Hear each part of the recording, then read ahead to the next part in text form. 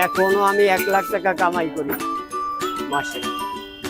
Indian লোক আমার দ্বারা খাইতে চলে আসছে, ভিডিও দিয়ে ইন্ডিয়াতেও চলে আসছে, সারা বাংলাদেশে তো আসতেছে, তারপরে ইন্ডিয়াতেও চলে আসতেছে এই ডিম গোটা খাওয়ার জন্য। এখন বর্তমানে এটা ডিম 200 টাকা বেচা লাগে। আমি আল্লাহর রহমতে হাত দিয়ে যেটা বেচছি ওটাই চলে গেছে, থাকেনি। আর এই ডিমের ব্যাপারটা তো ভিন্ন, এ তো চলে। আমি দাঁড়ালি আল্লাহর রহমতে 500-600 বেচে চলে যাই। শালমাল বুঝি না, 40-45 বছর এই জগতে আমি